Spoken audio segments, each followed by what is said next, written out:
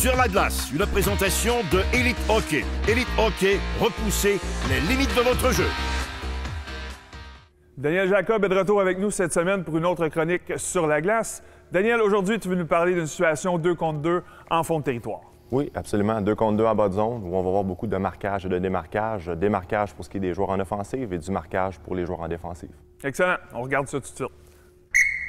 On est prêt? Hop!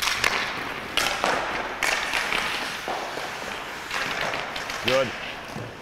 Les Blancs en offensive, on se démarque, on se démarque, on se démarque, on se démarque. Palette à palette, palette à palette. Deuxième rondelle, deuxième rondelle, deuxième rondelle. Les Bleus en offensive.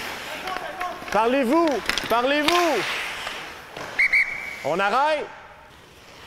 Porteur de la rondelle. Ils s'entrecroisent.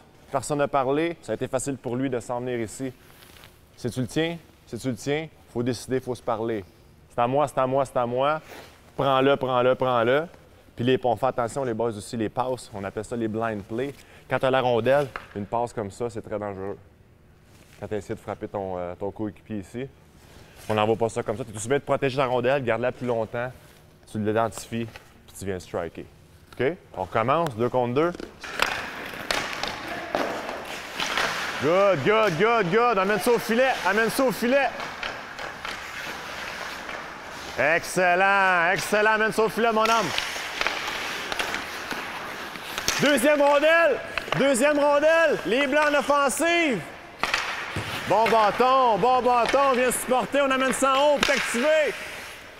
On n'oublie pas, quand tu récupères la rondelle, tu amènes ça à l'entraîneur, on active. Good job. Hop. Good. Les Blancs en possession, les Blancs en démarquage. Amène ça au filet. Bonne prise d'information. Bon bâton, bon bâton. Parlez-vous, parlez-vous.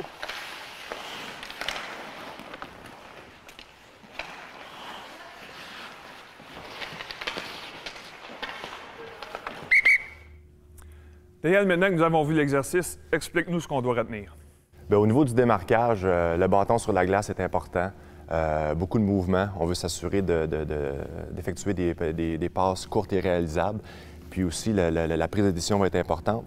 Mais d'aussi reconnaître les espaces libres va jouer un rôle très important au niveau de l'offensive. Puis défensivement, bien entendu, là, le palette à palette va revenir encore une fois.